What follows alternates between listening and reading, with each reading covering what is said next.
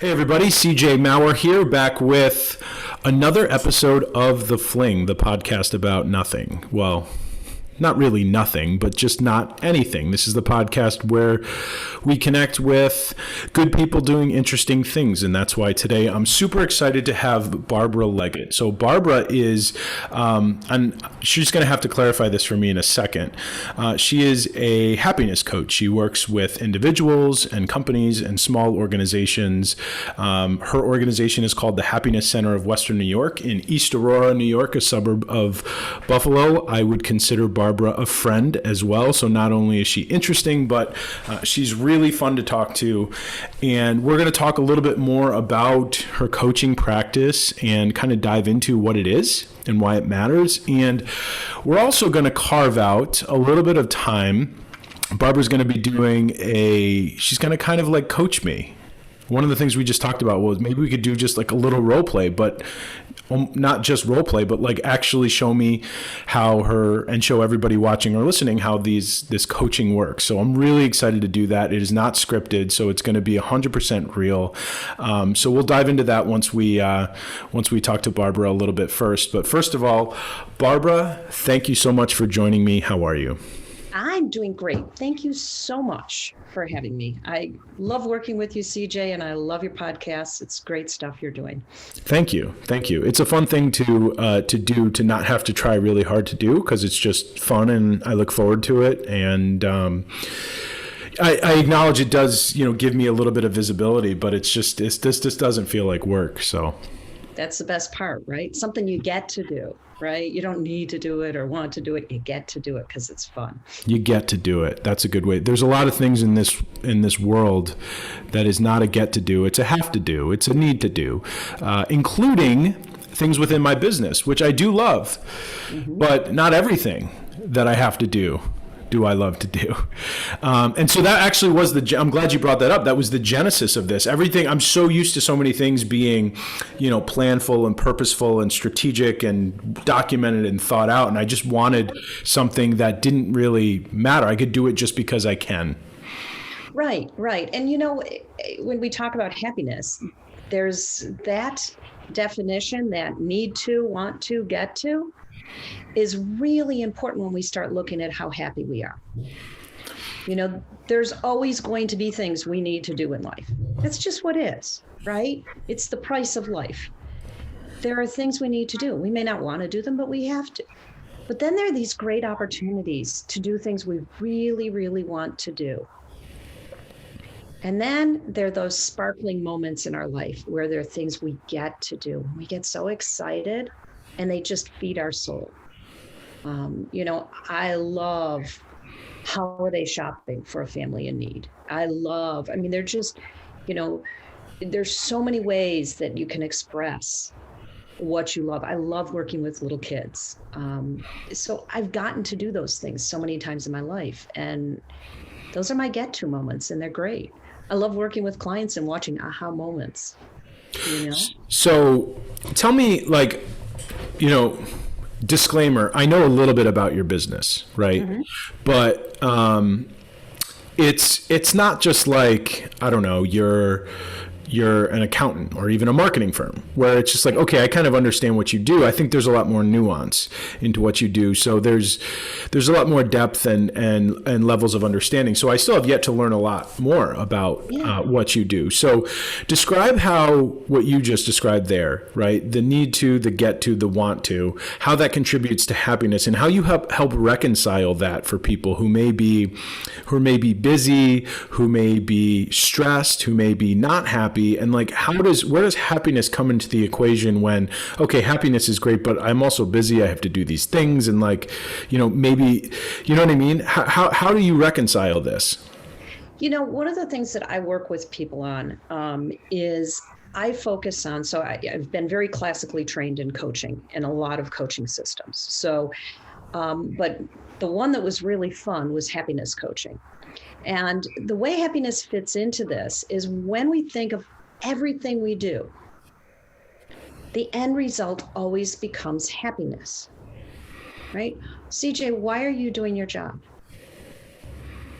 I see where you're going. So I started a business because I wanted to own something. And because ultimately I wanted to be able to build something that not now, not next year, but maybe someday, I could build a structure that could operate without being fully dependent on me, so I could spend more time with my family. So why do you want to do that? Because that makes me happy. I like to, do stuff and go outside and cook and go on vacations and things like that. Yeah. Right. So, and a lot of times what people think is, I will be happy when. I will be happy if. And a lot of that when and if revolves around success. When I reach this goal, I'm going to be happy. The reality is, and what I focus on is the science of happiness. So what has been learned when we study happiness? And when you start looking at the science of happiness, the reverse is actually true. It's what matters. When we're happy, we're more likely to be successful. When we're happy, we're more likely to reach our goals. When we're happy, we're more likely to have great relationships. When we're happy, we live longer, we live healthier, and we live calmer lives. So it doesn't say, I'm going to be elated, I'm going to be this, I'm going to be that. That's not what this is about. This is about that feeling inside of calm no matter what hits you. I think that's really, so years ago, before I knew you, this would have been 6 or 8 years ago at least. I remember I wrote just like a little blog post. I used to contribute to this blog that was an outlet from the marketing firm I used to work at, and it had nothing to do with marketing. We were writers and we did it for fun. And I don't remember the name. I actually probably should have retrieved this in time. Maybe I can still find it. But the point was this. The point was being happy doesn't matter. Being content matters. And I think what I was trying to say is like happiness is an emotion that's fleeting, right? You may find $5 in the ground, you're happy, but like what, and like something bad may happen. You might get a flat tire, and now you're not happy or whatever, right? So it's very fleeting and circumstantial. While when you're content, right, you're sure of yourself, you're firm in your relationships, you're pleased with what you're doing, where you're going, and I think from everything that the conversations I've had with you before and what you're saying right now is I may have labeled it as content, but what you're saying is that really is happiness. Not just momentary elation, but really that secure in yourself and your relationships and where you're going. So we're kind of saying the same thing, maybe? Absolutely. So it's not that fleeting moment of joy, that tick, right? That woo, that was fun. Ooh, that felt great. That isn't what I coach for. What I coach for is how can you shift your mindset to find opportunities, even in difficult situations, to find joy in everyday life, to see what you have in a new way, to create more optimism. It's a really important piece, that mindset shift. How does that happen? How does one shift their mindset? I coach for mindset shift. So it actually comes by asking, often when it's a deep mindset shift, it comes from asking very probing questions. I was joking, but during the most recent full moon, I coached 12 people over 3 days. And of those 12, 10 of them were crying at one point or another. And I was like, but there are times when you do deep coaching that it can be extremely emotional because people find something that they were not realizing was right in front of them. Often we get into ruts. I have a great client. He works so hard. And he says, I don't do ruts anymore. I just don't do ruts in my life anymore. Which I never realized how easy it is to get in a rut. And that to me is really important. So that is a mindset. Because like the same things that would have driven him into a rut before are still probably happening. He still probably has the same problems and same challenges, but the way he approaches them is completely different. Absolutely. And that is really where my work really focuses, is how can you approach everyday life? I'm not saying to people, oh, go quit your job and live in some resort town the rest of your life. And that's not what it's about. What it's really about is how do you have an incredibly fulfilling life? A lot of my clients are at that point in their careers and their lives where everything is on overload. It's a lot of people in their mid 30s to early 50s where they're working like crazy, often both trying to hold down jobs, young kids, and then as kids get older, rotating different things. And then you layered COVID on top of this, and people are exhausted. People really are. I'm exhausted. We'll talk about that in a second. It's a tiring time right now, right? And that's actually, it's a stress reaction. So I can actually, one of the things I'm trained to do is evaluate how people perceive the world in different energy levels and perspectives. And when we're in a stress reaction, a lot of people react one of two ways. They're either exhausted and they just like, oh, I gotta do this and I don't want to do this and I can't win, or they're frustrated. I'm just going to do this. And they'll get very, sometimes combative, sometimes competitive, sometimes they're just forcing themselves to do things. Mm-hmm. And both of those are draining. Yeah.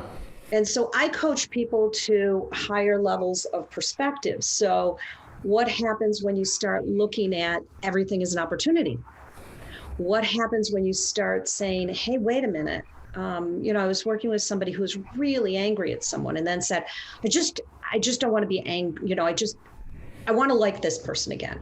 Mm-hmm. And I'm like, look, the opposite of loving somebody isn't hating somebody. The opposite of hating somebody isn't loving them. It's complete indifference. Right. Right? It's going on with your life, realizing that person can't control your emotions anymore. So mindset shift can mean so many different things given a circumstance. So yeah. That's really what I work on. I work on that. I work on how people can live their best lives. I work on visualization and what visualization means. And I just continually get training. So I have multiple certifications. I started coach training 3 years ago. I've gone through, 5 or 6 different types of training, literally probably 400 or 500 hours of training specifically on coaching. And the happiness training was developed by a guy named Tal Ben-Shahar, who developed the very first happiness curriculum in the world. He developed a happiness class at Harvard that to this day is the #1 class at Harvard in its history. And it's based on all of the research on happiness. And I took a year-long program with him where I was doing 4 lectures a week and intensive responses and working with small groups. And it's really about that science of how to live your best life. So that component, that piece about happiness is a key part. And at the same time, I have executive coaching training where the training that I went through, 15,000 people have been trained on it worldwide. It's one of the most known systems of coaching in the world. And I have international certifications. I love this stuff. It's all about. It's very obvious that you love it. Which is why it's fun to talk to you about this. As you were talking about mindset and happiness, another thought triggered, and I want to get your take on this. Okay. So one of the other things that I've often believed is that feelings follow actions. So if you feel stuck, feel frustrated, you feel unhappy with yourself, unproductive, for me, usually when I feel unhappy with myself, I either made a decision that I know wasn't truly authentic to myself, or I'm not being productive, right? It's usually those two things. And so one of the things that I've realized is, like, if I feel unproductive or uninspired, instead of waiting to be struck by inspiration, I could just start, right? And I could start small, and then all of a sudden I feel productive again, and then it kind of builds and snowballs, right? You could, perhaps somebody could look at that and say, well, it's not about mindset, it's about actions. Start acting the right way, and then your mindset catches up. But something tells me you might want to clarify that, because I'm not suggesting that, because maybe it's, well, you need that mindset to reapproach it that way. I'm curious to know, what is your interpretation of that? Okay, so I'm writing this down right now. So you actually have a triumvirate. You have actions, feelings, and thoughts. Nice. Okay. Every one of them influences the other. So there are ways where when you act, it will influence both your thoughts and your feelings. When you're emotional, it will influence your thoughts and your actions. And when you are thinking something, it will change your emotions and your actions. Interesting. Okay. So really, it's about finding, and it's so different for every person, but it is about finding and shifting. So one of the ways that I work with people, so for example, I was working with somebody in a major corporation who did not get a promotion to a certain level of VP, and they were expecting that promotion and they didn't get it. And they were upset about it. And I said, what happens if you act like you got it? So they spent the next 3 months just acting like they got it, right? List goes out to everyone in the corporation. You see the list in February, you know who got the promotion, and then it's gone, right? Well, this person started acting like they had that next level promotion. And the next thing you know, people started inviting that person to the key meetings. People started doing things. And so that promotion became more attainable the next time that promotional opportunity came up, right? Because they changed their actions, which changed their emotions about it. They could have sat down and said, I'm so sad I didn't get it. Or, I'm so mad I didn't get it, right? Instead, they said, hey, no, I'm going to learn. All right, I'm going to start modeling my behavior after that person. And seemingly, the way you're describing it, that started with a mindset shift. Right. Right.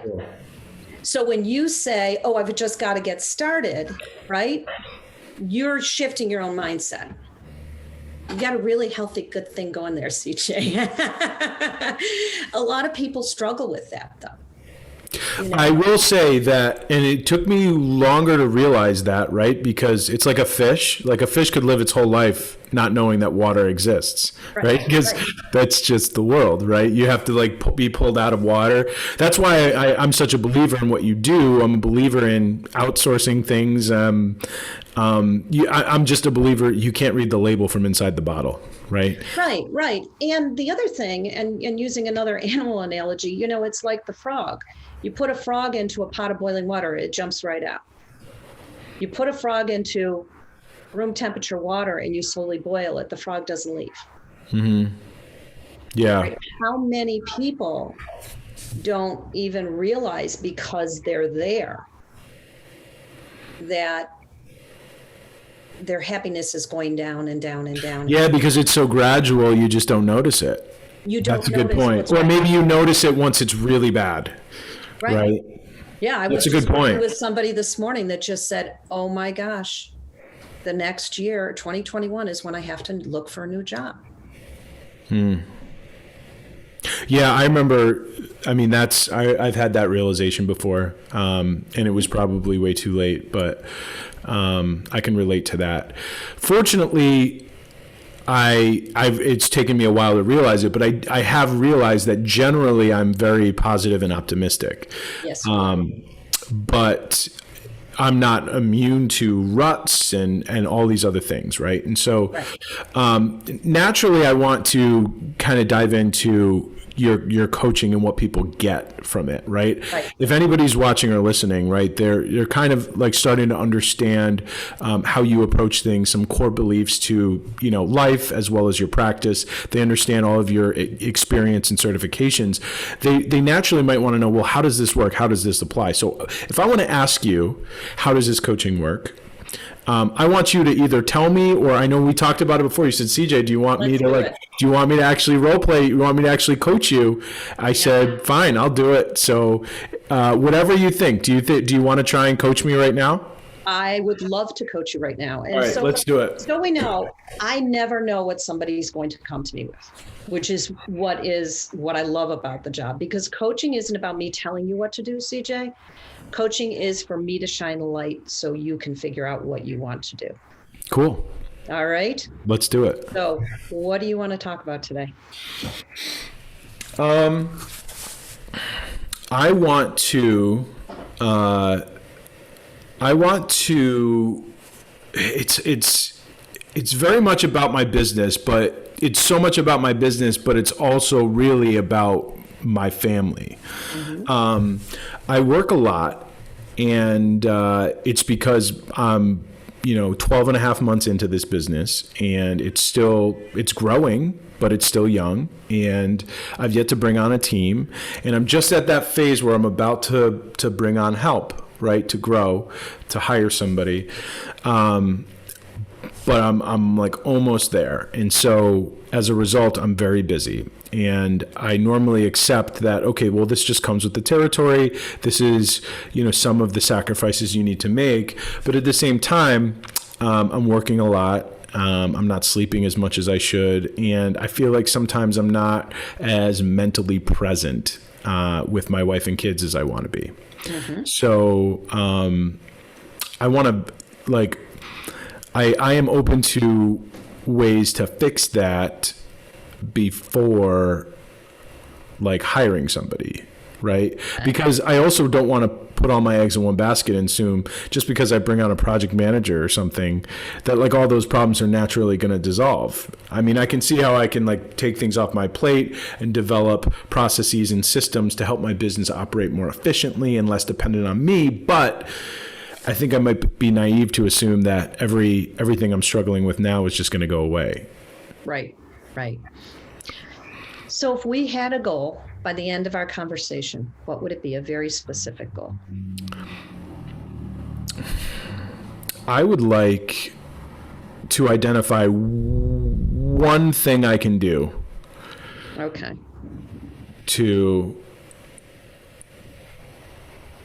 help solve this problem. But honestly, I'd be open if you could identify a better goal for me. I'd be open for that too, because I think part of the problem is I just kind of feel stuck in this way. Okay. So that feeling stuck, on a scale of 1 to 10. 1, I am so stuck. I'm in a deep rut and I don't know how to get out. Almost quicksand. 10, I feel completely free. Where do you feel right now? I probably feel like a 4, 3 to 4. Okay.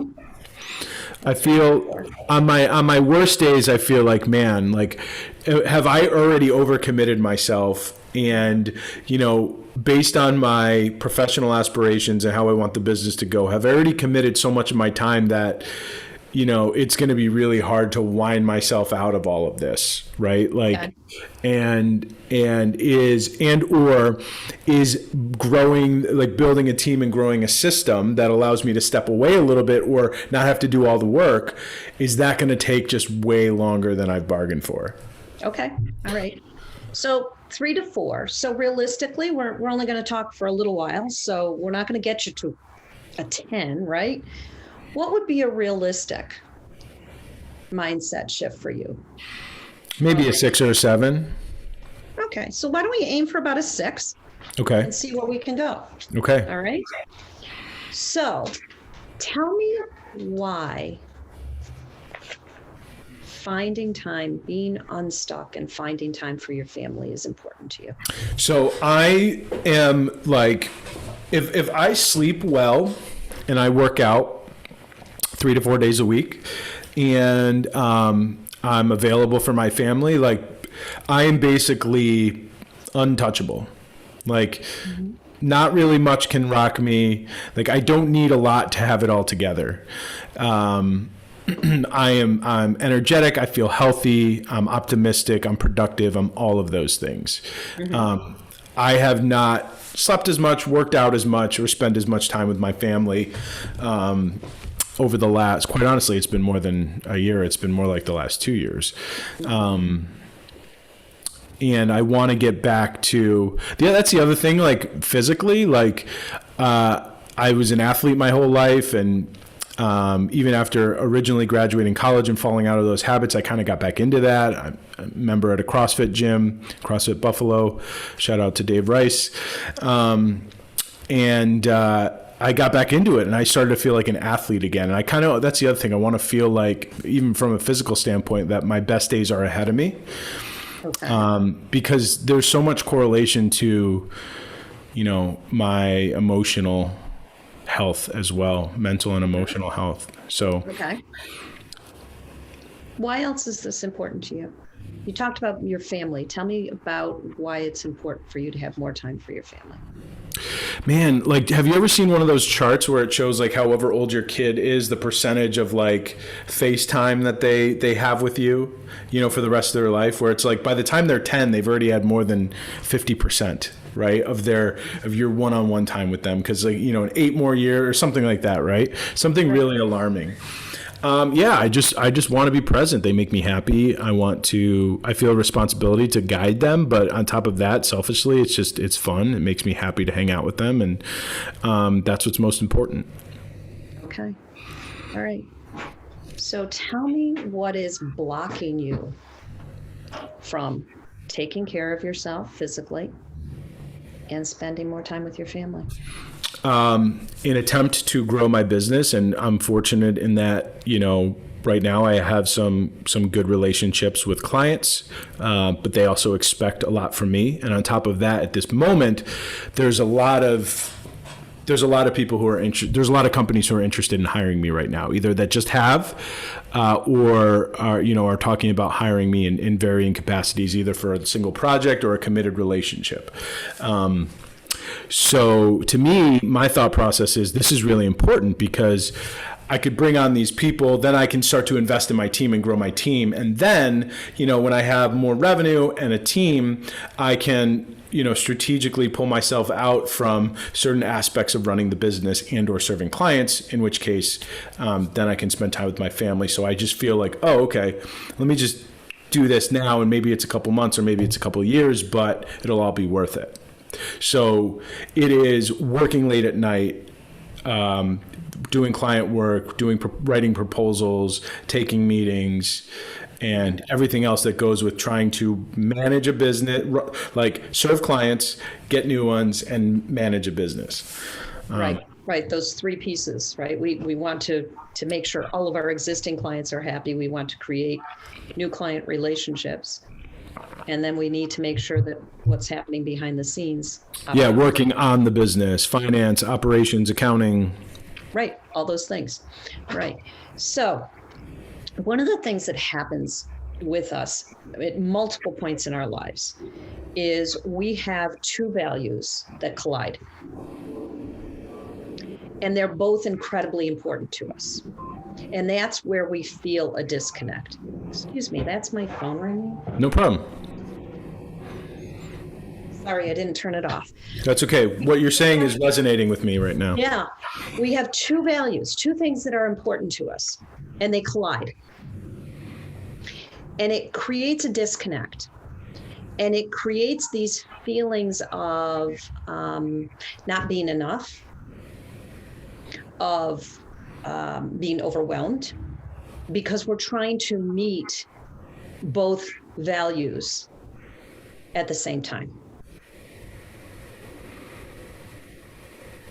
That hit home. I can see it. Yeah,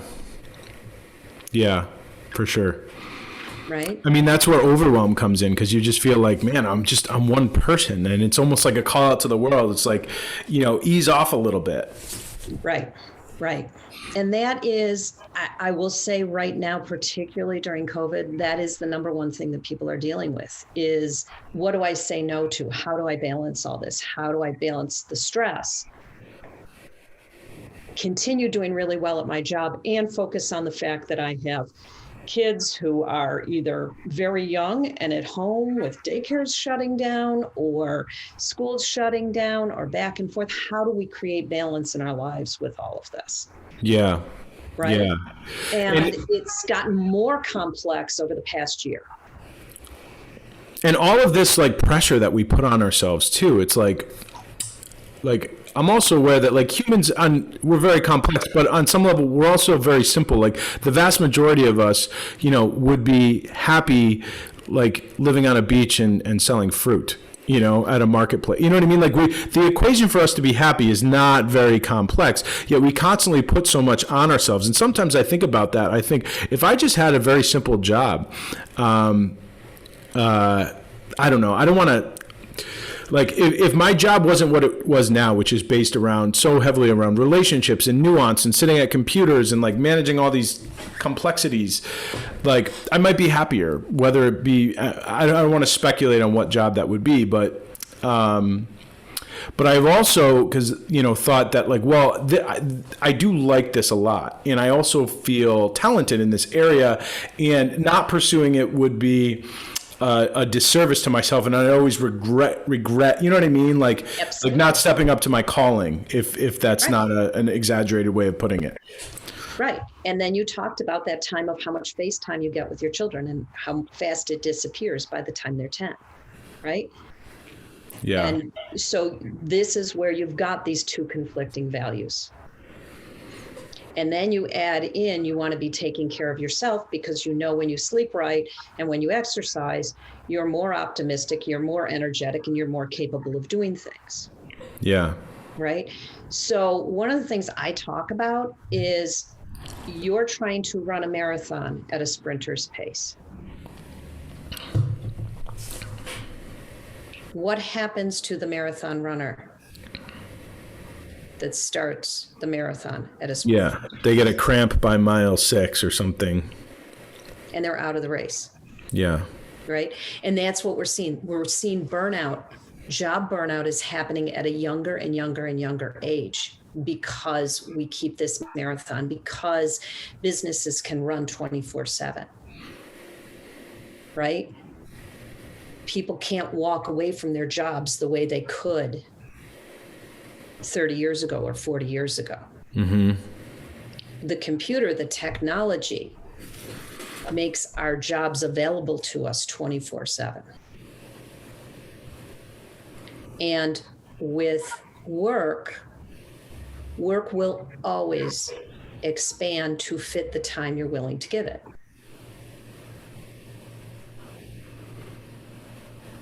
Yeah, that's true.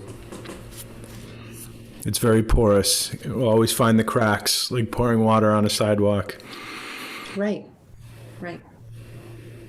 Work will always expand, but when you start looking at productivity, the more hours you work, the less productive you are. I worked with a client that started with me that had a whiteboard in their office, and it had 99 things that were on their parking lot, because they couldn't stand the thought of writing 100. And that's when they called me. And we restructured that person's day to have a golden hour where they did not accept any outside communication at all. Phone was off, email was off, messaging was off, texting was off, and they worked just on projects and nothing else. And then, ironically, we added lunch to the person's day. And Daniel Pink wrote a really great book, When, but he looked at the studies of productivity. And what they found when they I started, read one of his books, by the way. It was not Yeah, that he's a one, great but author. yeah, he was great. Yeah, sorry, keep going. It's phenomenal. But when they started looking at productivity, what they find is most people, not all, most people are incredibly productive very early in the day. Okay. Within 2 to 3 hours of waking up is the highest level of productivity for most people, not all. And a lot of times we waste that time drinking our coffee, talking to people, checking out, looking at how many emails came in overnight, what's happening, where we have to be, all these things that aren't really things that need the bandwidth that we're capable of early in the day. Right? And then mid-afternoon comes and most people go, right? Yeah. And we get a plummet. And if we don't take a lunch break, what happens is you've got high productivity in the morning, it goes down around lunchtime. If you don't take a lunch break, it goes here and then it goes down further. When you take a lunch break, you have high productivity. It goes down as the morning does it. You take a lunch break, it goes back up and then it goes down. Yeah. So by taking that break, we're resting our brain a little bit. Our brains need a chance to process, right? We work with different parts of our brain and people will say, why does this happen? And there's actually science behind it. But have you ever noticed like you're stewing out a problem and stewing out a problem, and stewing out a problem, and stewing out a problem. And then you let go and then the solution comes to you. And the solution comes to you. It's because you're actually accessing a different level of your brain. Okay. But if you don't take those breaks, your brain is never able to process or access that deeper level of knowledge that you have. So without a break, you're running that marathon still at a sprinter's pace. When you take that break, you actually become more efficient. Now, there's another study I want to highlight. I love telling people this because it gives everybody a really good chuckle. There's a study done in England about your functional IQ during various aspects, okay? So your functional IQ, every time your email dings, you see a notification in the corner of your screen, you get a text message, you get a phone message, whatever it might be. Your functional IQ goes down by 10 points. That's the same as if you hadn't slept for 24 hours. If you smoke a little weed, it goes down by 4 points. It gets the same like, oh my God. That's funny. What am I doing to myself, right? So when your email is on and you're trying to work on a project and it's really draining you, odds are it's because of the email interruptions and the notifications. Even if you're doing the, right? Even if you're just looking, what's it saying? What's it saying? Yeah. I gotta check the screen. Like what's my notification? Who's it from? Even if you're doing that in and of itself decreases your productivity. Yeah, I'm guilty of that. However, I do acknowledge that I cannot multitask.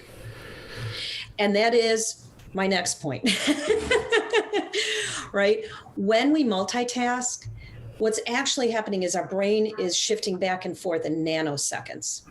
So it's going from task A to task B. Task A, task B, task A, task B. And it's not doing both tasks at the same time. You're asking your brain to focus on one thing for a nanosecond, then another, then another, then another. And it's exhausting. And it actually creates a brain drain. The exception is when you do something so often, you're not even thinking about it. So when James Clear does a lot about healthy habits, atomic habits, what we can do to change and be stronger and better. And he talks about stacking habits. And one of the habits I have a lot of my clients stack on, because it increases optimism, is actually thinking about things that they're grateful for while they're brushing their teeth. Right? Because when we brush our teeth, we don't even think about it. So it's just so procedural. You can easily stack another habit on top of that because you're not already. Right. And whereas you may not be able to think about that when you're changing a tire, unless you're a mechanic or something. Right. Unless it's something you do every day. Right. So, brushing your teeth, you're not even thinking about it. So that piece, and I love talking about gratitude, because actually another study has shown that people that focus on things they're grateful for at least twice a day and develop a list of 5 to 10 things in any given day are actually significantly more likely to be optimistic and to see opportunities that people that are not grateful don't see. So something as simple as brushing your teeth and saying, I'm grateful for this and I'm grateful for that, can actually change your optimism substantially, but it also can change your success. I believe that. Yeah. I mean, I believe that. This is the amazing thing about the happiness studies that I take, because this isn't about, let's just be happy and that triteness. This is about how can you live your life, your best life, and live it fully and successfully. So one of my ideas that I've had is to charge more for my services, even more than I already do.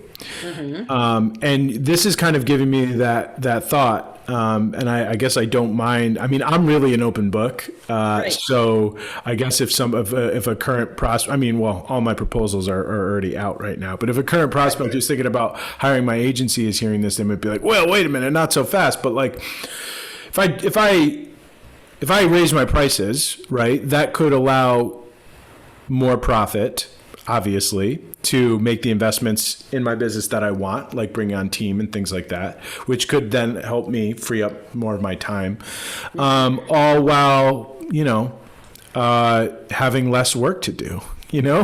Wouldn't it be great if I could, and I think that is actually a realistic thing that I might be able to do. Okay. It would probably mean fewer people work with me, but if I put out, let's say 10 proposals and normally I'd win, between 4 and 6, and I win 2, I'd still take that if they're good fit and it's profitable work. That still works for me. Our retention rate's pretty good. We don't just lose clients, so it's not like we're in a constant rush to backfill. Right. And the other thing is, when you start looking at ways to focus on a small number of clients, your productivity, your efficiencies, and the quality of your product can go up when you're not spread so thin. Yeah. Right? But again, that is, how can you be shifting your day even? Yeah. I mean, tell me more about golden hour. So the idea behind this is really to shut down the outside world for a while, to find a point in your day where you're extremely productive. And like I said, for most people, it's very early in the day. So I always used to do this when I ran Explore More. The last thing I did before I left my desk was I wrote down everything I needed to do, and then I starred the absolute must do no matter what. And I would have, when we were designing the new museum downtown, I'd have in one day, 2 pages of notes of stuff that had to get done. But I knew if I looked at those stars, so I would walk into the office, get my morning tea, and sit down and look at the stars, and then pick one of those pieces. Before anybody walked through the door, I always tried to be in early, right? So before people were calling me, before I was looking at email, before I was doing anything, I was focused on what's the most important thing for me to accomplish today. So I think I'm similar to you in that I prefer to be an early riser, but I've gotten away from that because I work late now. If I could excise work at night after I put my kid, because I have like, get kids ready up to school, whatever, 8:30 working, then till lunch, sometimes through lunch, then till 5. And then that's been strict, 5 o'clock, I shut it down, family time, dinner, whatever. And then, kids are asleep at 8:30 and then I'm back up for 2, 3, or 4 more hours. Okay. So if I could get away, so like, how do I not do that at night, right? So then I'm hanging out with my wife more. Maybe we can watch some more shows together. Things that we used to do a lot more, and but because of 3 kids and a business and whatever, we're both working. Don't do that as often. We do weekends. We're great. We do family stuff. We do stuff together. We go on date nights, Right. but like it could be more than just weekends, So if I really feel like if I could if I could go to bed at a reasonable hour, and quite honestly, if I was more disciplined, now that I'm saying this out loud, I probably could. I could probably still give myself a cutoff point. So at the very least, even if I do have to work at nights for a little while longer, I can wake up earlier, right? I could wake up between 5 and 6. Or sometimes if I'm really tired, Barbara, I go to bed at 8:30, 8 o'clock, and I'll wake up at 4:30 just naturally. Right. Because I've got that's 8 hours. My body just wakes up. In fact, I woke up at 4:30 this morning, and I got some stuff done before everybody was awake. So it's kind of funny that we're having this conversation today. I definitely didn't plan it that way. And you rotated your schedule to do that, where then your evenings were downtime and quiet time. yeah. And then all I would need to do is figure out a way to take an hour off to go for a run or something, or go to the gym, and maybe that could be my break. Because that qualifies as a break to me. Because if I go for a run, Yeah. or I just go to the gym and throw some weights around for an hour, I feel human again. I'll tell you what, no matter what happened before that. Right. Like I just feel everything just rolls right off. Right. Nothing can stick to me. Your mind, because when you're exercising, so here's the other thing. There are what I like to call happy hormones and stress hormones in our body. Okay. So when we're working through lunch and when we're doing all these things, our adrenaline's going up, our cortisol is going up. We're getting these negative hormones that stress us out. And that quick adrenaline rush, right? Mm-hmm. Feels lousy, and the adrenaline crash feels even worse. Cortisol is basically that same stress hormone, but it's fat-based instead of water-based. So it just stays with you. So when you feel that constant weight on you, that's cortisol hanging out in your body. All right. So there are 4 hormones that actually help counteract it: dopamine, oxytocin, serotonin, and endorphins. Oh, so I'll just start doing drugs. I'm just kidding. Sorry. But when I'm a smart ass too. You're getting endorphins, which Right. actually lower your stress. What's really ironic is when you actually dance to music you love, you get all 4 of those hormones. You get a hit of all Nice. those hormones. I do dance parties with my 4-year-old daughter. I love dance parties with little kids. There is nothing as fun as that. It's the best. It's the best. so much fun, and it's really good. It's good for you. It's good for them. Finding those opportunities, that actually increases your happiness. So any way to get any of those 4. Now, dopamine's a double-edged sword, because dopamine is also the drug that causes a level of addiction, right? It is we are addicted to technology. If you were to talk about one of the biggest issues in our country right now. Yeah. It's every little notification, every little alert. It's a little dopamine hit, because it's like, a dopamine hit. There's other people in the world. You feel connected. You matter. Like, here are the signs. Yeah. That I'm aware of. Yeah. So turning off your notifications actually will help your brain long term. It is a big, what just happened? Why is my phone not going? What's going on? What am I missing? Yes, exactly. What am I missing? Well, I'm gonna like turn off a couple notifications right now. Yeah, I have there to you do go. it. I have to do it by app, I think. Hold on, I could at least do Twitter right now. Yeah. So I'm gonna commit to something right now. Twitter notifications are no more. we go. I don't have a ton. I will say I'm looking through. I'm like, oh, that's right. This actually might have been from a previous conversation with you. I can't think it remember. was. Yeah. But yeah, I do. Now that I'm looking at these, I'm like, oh, most of them are off. But Twitter was not off. Twitter is now off. There you go. All right, that's a good start. It's a good start. But it's making those small changes and really focusing on our phones distract us. In the coach training program I go through, they call it weapons of mass distraction. It's a weapon of mass distraction. People don't know what to do without their phones. Right? You go someplace where people feel awkward, they're doing this. You go someplace where people are bored, they're doing this. Right. And instead of living in the moment, what it does is it actually exhausts and drains us. Counterproductive. And not just from the standpoint of productivity, right? Like you're exhausted and drained. Forget about what if it's a Saturday or Sunday and you have no work to do? Right. That's still not a good state of being to be in. No, because all it does is take away from really living life. Yeah. That's a really great point. So where am I at? We have a few more minutes here and then we should wrap up. So if you were to shift your day, what would your day look like? Your ideal day now? Well, it begins with finding a way to go to bed earlier. But then, wake up 5:30.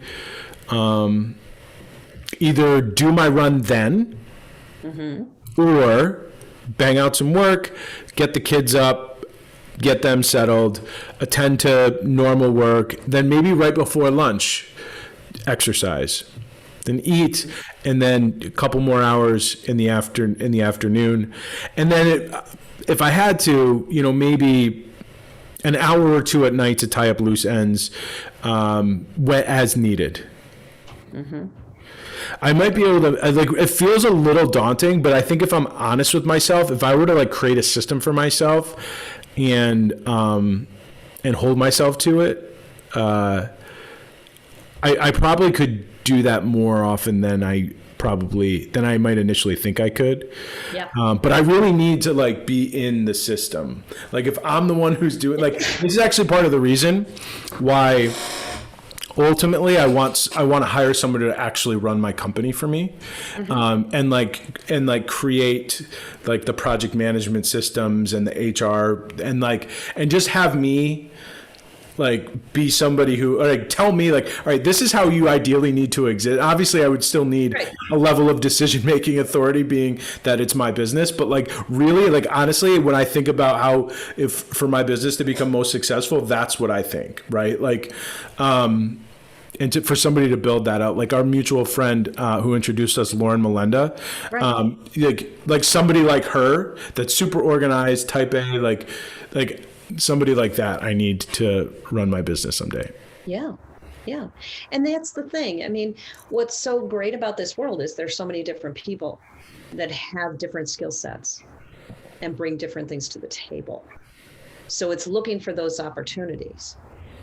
But getting back to where you are today, right? One of the things you started with is I want to go to bed early. Well, when you're working late, how easy is it to fall asleep? Well, I just I drink Spark stuff. I literally drink things to help me stay awake at night. So normally it's very easy. Sorry, I was just getting a phone call coming in. Normally it's very easy to go to bed early. Before I got into this whole business thing, right, and I was working a job, I exercised 4 to 5 days a week and drank plenty of water, and it was very easy for me to go to bed between, usually probably around 10 o'clock. I'd be asleep, sometimes earlier. Sometimes I could still go like 9 or 9:30, right? Right. But if you're working on a project till 11 o'clock at night, Oh, then after doing that, then it's hard. Yeah. and it's hard. Right? Yeah. You miss that opportunity where your brain, again, you're forcing your brain to work. So using that marathon analogy, you're sitting there, you're pushing through, not in a healthy, well-paced run. You're pushing through something going, I can do it, right? And you're pushing and pushing and pushing. Well, what that does is it just creates more exhaustion.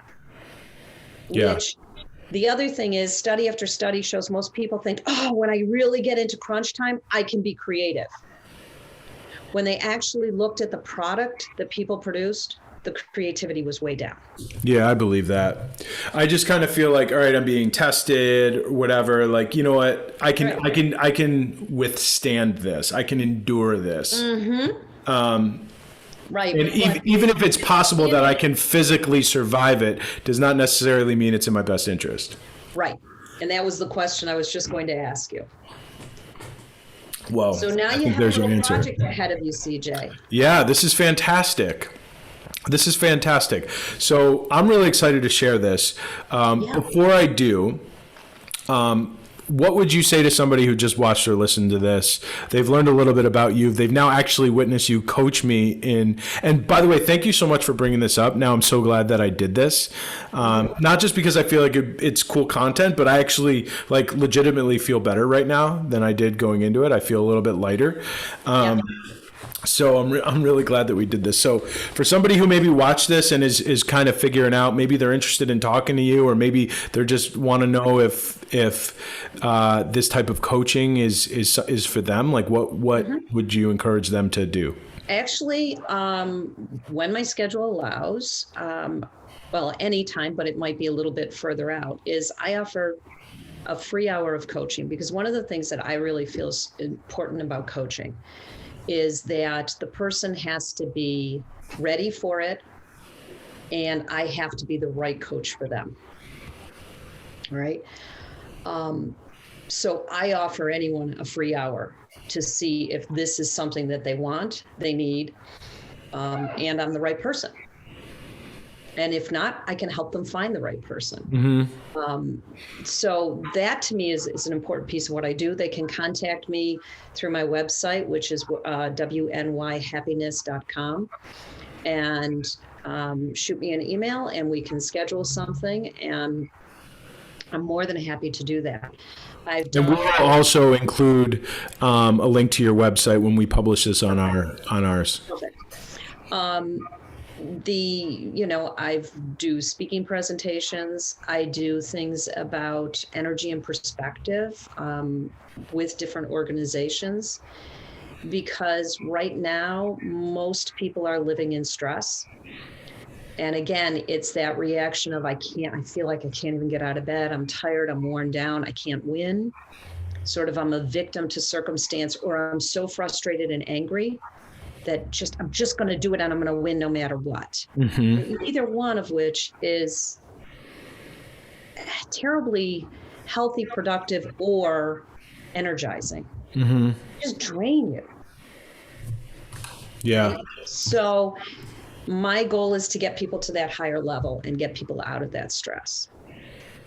So, and like I said, I really enjoy this. I coach people from all walks of life. I will say I coach a lot of people that are hitting that I'm stuck in a rut, I'm in quicksand, I'm working a million hours and I've got kids and I can't figure out this.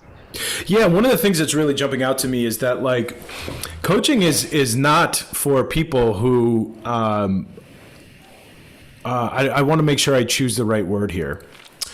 Coaching is not for people who are incapable or helpless. Like, in fact, it almost seems, if anything, it's just the opposite. Like you're coaching with people who are just like very, very accomplished in many areas, but maybe it's too much, or there's like Yeah. I don't know. Maybe I'll think about a better way to say that, but it's proactive. It's like exercising almost, like, right? Where like you're never out of them. You never like, okay, yeah, I am so fit, I don't need to exercise anymore. You know, you're never. In fact, it's just the opposite. You know, people who are fit are probably even more committed to the activity that got them there in the first place. Right. And coaching's the same thing. So a lot of times I never say I have any former clients. You know, I'll have clients that I don't talk to for 6-8 months, and then they'll call me up and say, hold on a minute, can you help me with? Yeah. Or I've just stumbled on this, you know, and that's fine. I do that all the time. You know, but it's for people that are committed to living their best lives. You know, so I'm working with a person that had an accident that has caused significant pain. And they're working so hard on shifting their mindset around what happened and, you know, how to live with pain, that I'm blown away. I mean, they have changed so much of their lives in 2 months because they're willing to work. And that's what coaching is. It's about willingness to work to change yourself. So, you know, calling up and saying, I want Barbara to wave a magic wand and I'll be happy. That isn't reality. You know, I can't make anybody happy. All I can do is shine a light, because your happiness is different than my happiness is different from somebody else's. Yeah, that's a fantastic way of putting it. And I think that's important. An important underscore is it's there if you're committed to, you use the word committed to living their best life, right? If it is truly that important, it certainly seems like you have the experience and the tools to make that a reality for somebody. Absolutely. Well, Barbara, I can't thank you enough for coming on The Fling. And as soon as this is ready, obviously we'll share it. I want to encourage everybody to check out Barbara's coaching business at wnyhappiness.com and, you know, submit a form, ask her a question. And, you know, we look forward to continuing to work and collaborate with Barbara in the future. So thank you so much. Thank you. I appreciate it. Take care. Bye-bye. Bye.